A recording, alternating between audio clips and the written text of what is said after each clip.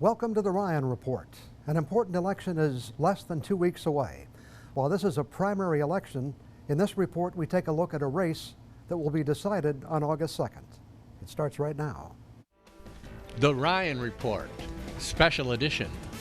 And now, here's your host, Don Ryan. On August 2nd, voters go to the polls, and in most cases, they'll be selecting candidates to square off in the November general election. But one highly contested Marquette County race will be decided in August as 3 Democrats are vying to replace retiring Sheriff Mike Lovelace. There are no Republicans in the race, so the primary winner will be the new sheriff. In this report, we'll hear why these men believe they're best qualified to do the job. Let's meet the candidates, starting with Mike Klein. Good afternoon. I'm Michael Klein, candidate for sheriff. I believe my years of experience serving the community, my country, and this county make me an ideal candidate for Marquette County Sheriff. Next is Lowell Larson. I'm Lowell Larson, and I'm running for Marquette County Sheriff. I've worked for the Sheriff's Office for 17 years. I've been a supervisor in the jail. I've been a supervisor on the road. I've worked search and rescue for about 10 years. I'm on the dive team, and I've been elected from my peers as union president. And Greg Zybert. Greg? Hi. I've been the chief of police for 30 years, so my platform is going to be experience, leadership, and community service, giving back to the community. Those are the 3 things I'll concentrate on and tell you about in this report. Gentlemen, thank you for joining us. I know you've been conducting very active campaigns, and I want to wish you all the best of luck. Of course, it's not about luck. It's convincing the voters that one of you is best suited for the job. This report is part of that process. The Marquette County Sheriff is responsible for planning, administration, and direction of a department with over 80 employees in a county that's the largest in area in the state of Michigan. The sheriff oversees all departmental operations, including the road patrol, detective division, special operations, criminal and civil process, prisoner transport, court security, and operation of the county jail. The sheriff also coordinates department activities with area and state law enforcement agencies. Here's the format we'll be using for this discussion. I'll ask a series of questions that each candidate will have an opportunity to answer. And with each new question, we'll rotate who gets to answer first. In the interest of time, I want to ask you to limit your answers to a minute or less. We started the introductions with Mike Klein, so let's start the questions with Lowell Larson. Lowell, you've said the Marquette County Sheriff's Office needs to utilize technology to increase efficiency. Do you have some specific ideas? Yes, one of those would be putting GPSs in our patrol cars. Right now, Central Dispatch has to ask us where we are in the county for our patrol vehicles. So putting that simple GPS in the vehicle would allow the vehicle to be showing up on a map for Central Dispatch. Also, with our report writing system, we have to keep entering information redundantly over and over, name, date of birth, address. And so by being able to share information, we'll be able to be a lot more efficient in our operations. Greg, anything you want to add or disagree with in that answer? Well, currently, most of the departments in Marquette County are on a record management system called SARMS. And within the next 3 years, it's estimated that the Michigan State Police and most agencies in the state of Michigan will be on this, and they'll be able to talk with one another throughout the whole state. So it is, it's 21st century technology, and we at Chalkley, we've been doing that for the 30 years I've been chief. Okay. Mike Klein, any thoughts on the technology issue? Actually, that's a good question. We have an updated system that's going to roll out this fall. I just got an email the other day about how the state is going to do their new system. It's going to start up in September or October, so agencies would be better able to communicate with each other with the reports of saying if they're dealing with one individual or another. So that process is already in place. Okay. Next question. Greg, you've emphasized experience in your campaign. What about your experience do you think really qualifies you to run the Marquette County Sheriff's Department? Well, it's dealing with budgeting, it's hiring, it's firing, it's working with an elected board. All these things, writing grants, these are all things an administrator does, and I've done these things for 30 years. The grants, I've written probably $500,000 in grants in 21st century technology, and it's so important to have those things for our officers on the road now. Okay. Mike Klein, any thoughts on the experience issue? Oh, I agree. Like I said, you gain experience and different varieties. Like I said, I like to bring my diversity to this office and all the areas I've worked in over 35 years of giving service to my country, going to school and working in this county. Like I said, being on the board at the credit union for 9 years, dealing with budgets and grants and all that stuff, we've had that experience, and it was an elected position as well. Okay, and Lowell, any thoughts? What would make me different is my direct hands-on experience from the ground level up. The jail is about 2/3 of our operation. I've been a supervisor in that jail, so I have that direct experience.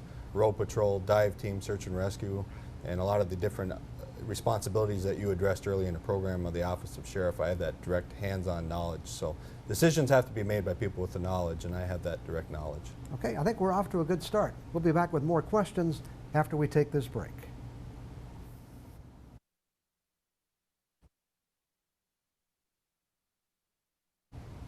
This is a special edition of the Ryan Report. We have the 3 Democratic candidates for sheriff in Marquette County, and since there are no Republicans running, one of these men will be selected the new sheriff. Asking questions of each one, Mike Klein, a question for you. You've talked about the need for increasing road patrols in Marquette County. Obviously, finance is an issue in that as well. What are your thoughts in this area? Absolutely. This county is so vast with over 1,865 square miles. We only cover the county on 2 shifts, day shift and afternoon. We basically shut down from 2 to 6 a.m. And I know we have concurrent jurisdiction with other agencies, but it would be our responsibility to be able to patrol our county with our deputies 24 hours a day. So I'll be working with the county commissioners. If we have to write grants, we will do so to get extra funding, or we're going to have to do more with less and possibly maybe put administrators out on the street as well. Okay. Lowell, what are your thoughts on that issue of more road patrols? Well, basically, we need to work with the county commissioners. I have a vast support from the county commission, and I believe I'll be able to bring that working relationship back to the sheriff's office by displaying accountability. And going back to the technology thing, by increasing our efficiency, by embracing technology, we'll be able to do more with what we currently have. Obviously, I'd love to put as many officers on the street as possible, but our challenge is always keeping the citizens of Marquette County safe, but being fiscally responsible at the same time. And Greg, you have a little different perspective from your assignment, and obviously work with the Sheriff's Department, I assume. Right. What are your thoughts here on road patrols? Yeah. Well, with declining revenue, you know, the big dark store issue, and with closing of the Empire Mine, it's going to be hard just to maintain the level of services we have, because it's getting hard with the budget problems. But working with the other agencies, working with the Michigan State Police, if they have patrols on at night, you know, we don't need to have extra patrols, you know, so it's working with other agencies, and I will definitely try and get 24-hour, but I can't promise that, and I'm going to look at every different aspect and work with the county board like I've done with Chocolate Board for 30 years. Lowell, many people see the sheriff as this law enforcement officer, but in fact, he's really a manager of a huge department of county government. Mm-hmm. What do you see as your role as a manager of the Marquette County Sheriff's Department? How do you feel you're equipped to take on that assignment? Well, in addition to being a law enforcement officer, they're also responsible for the jail. The sheriff is responsible for maintaining a jail for all law enforcement agencies within the county. So having that experience within the jail, and the road, and in search and rescue, the dive team, that diversity knowledge to make decisions, because the sheriff has to set policy for the sheriff's office, and you have to be very familiar with the work that's being done to know if that's going to work. Greg, what are your thoughts on managing this department with 80 people or more? Well, like I've been doing for 30 years as the chief, the sheriff is an administrator. That's budgeting, working with an elected board, and it will be very difficult to do this. I'm sorry, I forgot the. Yeah, okay. I forgot. We're talking about question. your role as a manager. Yeah, the manager is in charge of the whole department. He's not you know, with the smaller items. He works with the board with all the different aspects, and I've done that for 30 years. Okay. Mike Klein, what are your thoughts on your ability to manage this department? Well, first thing I believe, and I learned a long time ago while serving in the U.S. Navy, as a leader is somebody who leads by example. Okay, nobody's special at the sheriff's office. We all have to pick up and help each other. It's a team concept. If one person goes down, the other one steps up and does it. So I agree, we have to work with the county board. We have to do all those things that have already been mentioned, but we also have to be out there leading, and everybody knows that you're out there doing your job and doing whatever it takes for that job. Greg, let's talk about law enforcement in Marquette County, and what are the main issues? What do you see as some of the main crime problems in Marquette County? Are we talking about drugs, domestic abuse, Right now, breaking and entering? I mean, yeah. what, not just the single issue, but what are the biggest issues? Right now, it is the meth problem in Marquette County and throughout the state and even the nation. It is a real problem, and it can't be solved overnight. But I believe we should have programs in the jail to help people who are addicted, help them get off the stuff. You know, they're clean, and then once they get out, they need help to get on with their life. And I've thought of different programs. There's one in Delta County called the Angel Program, where you pair up someone who's finally hit bottom with a senior citizen. And what they do, that senior citizen has time, they help that, he's a positive reinforcement for that person, takes them around to all his different places, his different, all the committee or meetings that he has to make, and makes a positive influence in that person's life so he can go on and make a productive citizen of himself. Mike, what do you think are the biggest crime activities in Marquette County? Well, I agree. Right now we have a meth problem that's at epidemic proportion. Remember back in 1991 we had methcathinone. And what happened in the community was everybody got together from the judicial system, the legislatures, law enforcement, clergy, it didn't matter. Everybody got together and we kind of solved that problem. What happened was it's fluid and it moved on, and it went from methcathinone to meth. So what we really have to do is we have to utilize what resources we have in place, and that's upset all the outside agencies and the community as well to let us know who those undesirables are in their community so we can pinpoint them and utilize our resources to deal with them. Okay, and Lowell, what are your thoughts on this question? Meth is a big problem, but I'm going to expand it, not just say it's meth, it's addiction in general. Alcohol is a big issue. All the traditional drugs that you think of, the marijuana, the cocaine, it's the addiction. When I worked in the jail, I was in there for about 7 years, and when these inmates were sober, most of them were decent people that you can talk to. And when I would release them in the morning, they'd tell me, Larson, you're never going to see me again. But then they'd go back to the street, and they would get involved with the same people that they were dealing with before they got arrested, get back, get high, get drunk, and then, you know, the next weekend, here they are in jail and they got new charges. It's a big cycle, and we need to break that cycle. We need to give them the services that they need to hopefully turn around their lives so that they can become productive members of our society. Okay, still got some questions left. We'll get back to those in just a minute after we take one more break.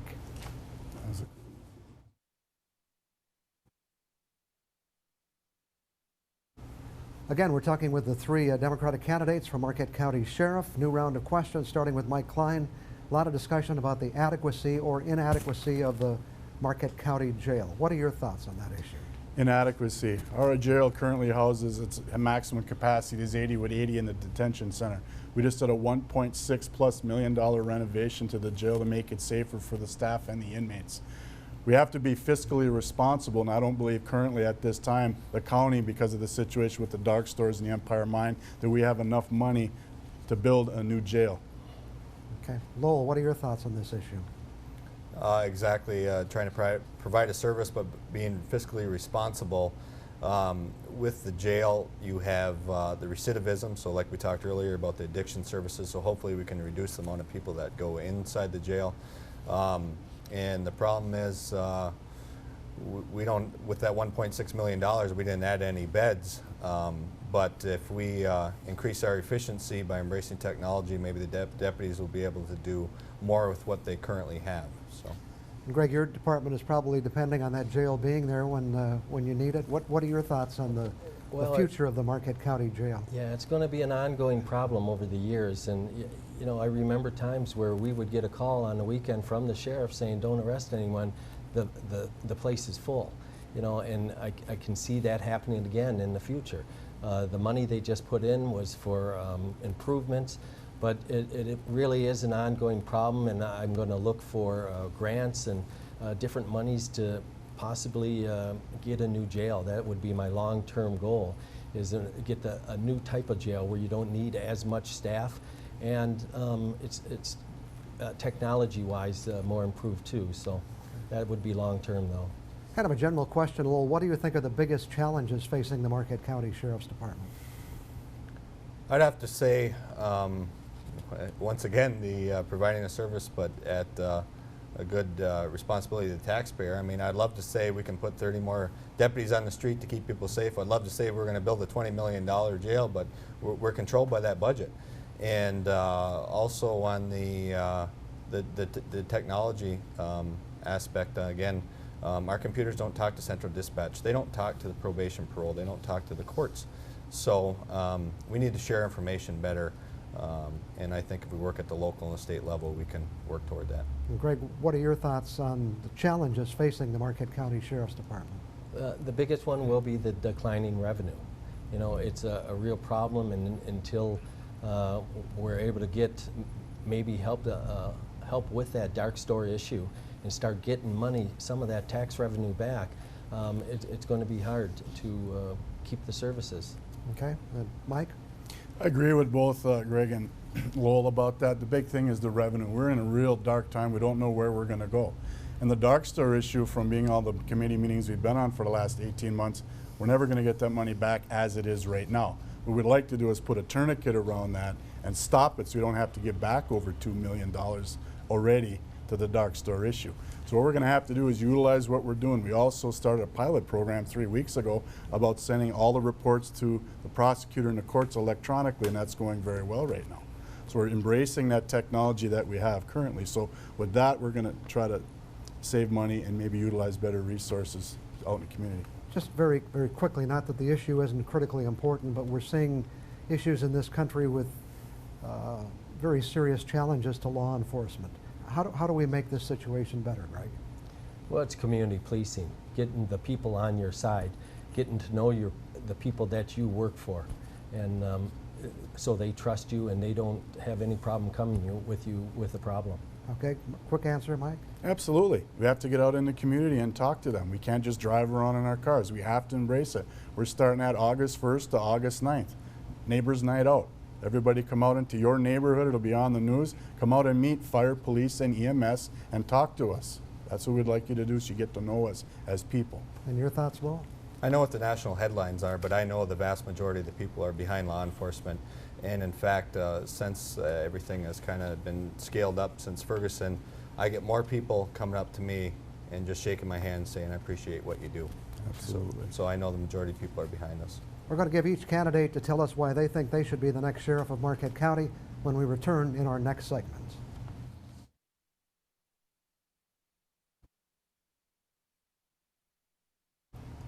To bring our discussion to a close, I want to give each of the candidates a chance to tell us in their own words why they believe they deserve your vote on August 2nd. They will each have up to 1 minute to tell that story. We also had a drawing before we started to determine the order in which they would appear. So we'll be starting with Lowell Larson. Lowell? Thank you. When you go out to vote for your next sheriff on August 2nd, I want you to remember this, that if I become your sheriff, it will not be a retirement job for me. It will be a continuation of my career within the sheriff's office for 17 years. As a former supervisor in the jail, a current supervisor on the road, a volunteer for search and rescue, a dive team member, an elected president of our Deputies Association union. I will have the experience, hands-on experience from the ground level up. I'm being endorsed by former Sheriff Joe Mino, 3 former 109th state reps, 5 current and former county commissioners, and the retired steelworkers. And on August 2nd, I ask for your vote for Marquette County Sheriff. Thank you.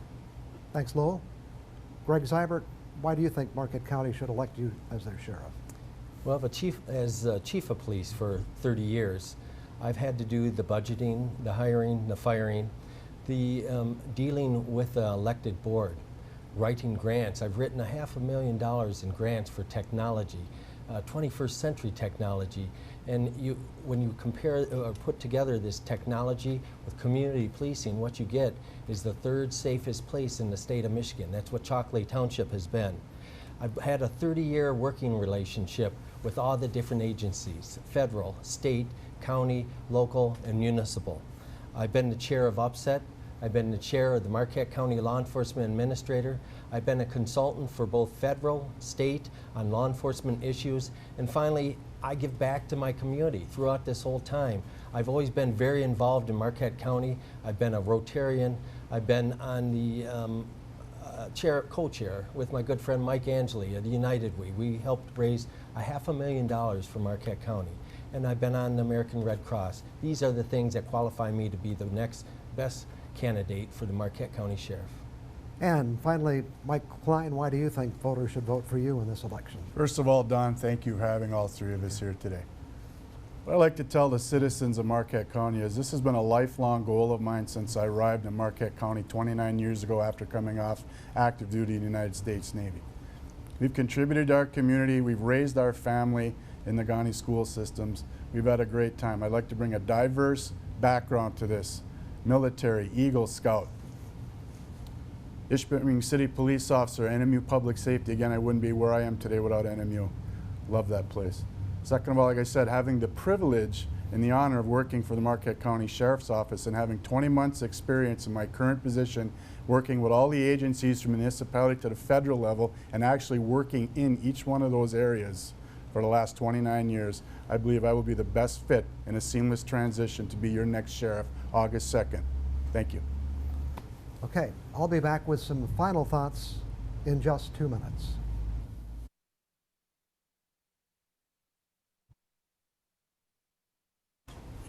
You know, in the last 60 years, only 5 men have served as sheriff of Marquette County. Tom Jernstad, Adrian Paquette, Bill Lasich, who served a part-time appointed term, Joe Mino, and Mike Lovelace. The last two each served for 20 years.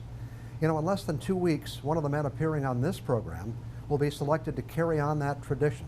And we're really fortunate to have 3 outstanding candidates. I want to thank them all for joining us today to help give you an insight into their candidacies. And I want to thank you for joining us for this discussion. Now it's up to you. Across the Upper Peninsula, there are many important decisions to be made on August 2nd. I hope you will be among those who turn out to exercise your right to vote. Thanks for joining us for this special report. We'll have more election coverage in the weeks ahead.